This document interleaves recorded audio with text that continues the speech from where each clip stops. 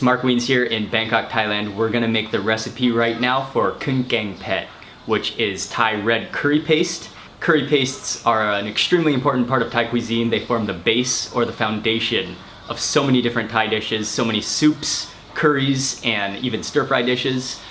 So we're gonna make red curry paste and pound up all the ingredients by hand. And my porch area is about to start smelling really good with the chilies and garlic and lemongrass.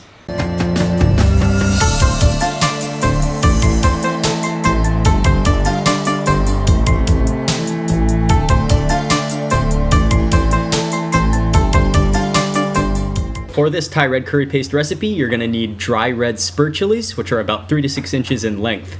I pre-soaked the dried chilies in water for about 10 minutes to soften them up. You'll also need both cumin powder and coriander powder, as well as white peppercorns or white pepper powder if that's all you can find. The other ingredients include shallots, garlic, kaffir lime peel, lemongrass, galangal, fresh coriander roots, salt, and finally a bit of shrimp paste. Also, be sure to check out the full recipe on eatingthaifood.com for all the ingredients and written instructions. Now we're going to first prepare the dry spices, so add 3 teaspoons of white peppercorns to your grinding mortar, and first pound the pepper into a fine powder, which should take about 3 minutes or so. Next, add in about half a teaspoon of cumin powder and half a teaspoon of coriander powder, and pound for another minute to mix it all in. That's it for the dry spices. Put the mixture into a bowl and set it aside until later.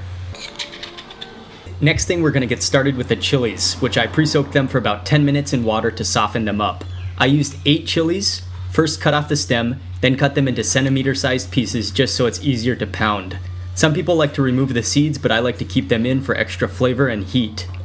Go ahead and toss all the chilies into the mortar along with half a teaspoon of salt and start pounding right away. The chilies are gonna start unleashing oily goodness and breaking down, which is exactly what you want.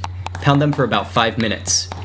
Then move back over to your cutting board and peel your shallots. Now Thai shallots are really small, about the size of grapes. So I used 5 of them, which probably equals to about 5 tablespoons of chopped shallots. Go ahead and toss in your shallots and just mash them lightly into the chilies. I pre-peeled about 10 cloves of garlic, so go ahead and peel your garlic and then throw them straight into the mortar. Take 1 stalk of lemongrass, pull off the outer leaf, slice off the end, and then shave it into small pieces until you have about 1 tablespoon's worth. Toss it in. Coriander or cilantro roots, chop them off the stem, and again dice them up, and you want about 1 tablespoon's worth. For the galangal, slice off the stems, you want just the root part, and cut about a thumb-sized chunk into small bits so it's easier to pound. Kaffir limes are one of my favorite ingredients. They have so much amazing citrusy flavor. We only want the peel, so using a really sharp knife, slice the skin off delicately, and try not to go too deep because we don't want to get any of that white pith with it. I used about half the lime for this recipe. So now that we got all the ingredients in, it's time to start sweating like crazy. It should take about 20 to 30 minutes to get where we need to get.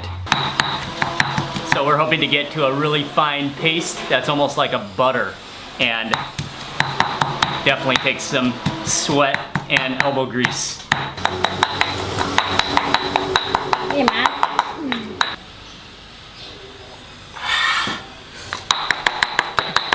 The smell coming out of this is just intensely amazing, just remarkable.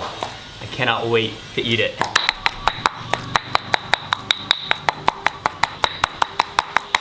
You're looking for a nice, oily, buttery curry paste that almost looks like tomato sauce. Some sweat and tears of joy later, and you should have a beautiful paste. Now go back to your dry white pepper spice mixture and mix it all into the mortar. Also add just a half a teaspoon of shrimp paste. Pound and mix your red curry paste for about 5 more minutes, making sure everything is fully mashed and all the ingredients are mixed in.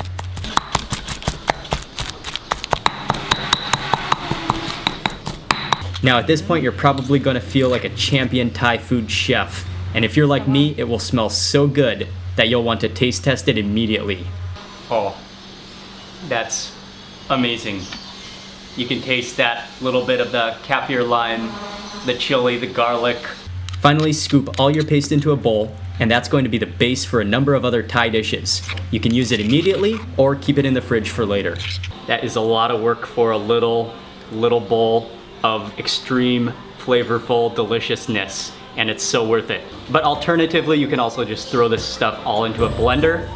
It's not quite as good, but it definitely is quicker and you don't sweat as much.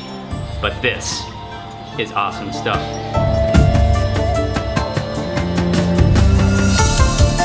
Hey, it's Mark Wiens here. I hope you enjoyed this recipe. Be sure to give it a thumbs up and leave a comment below.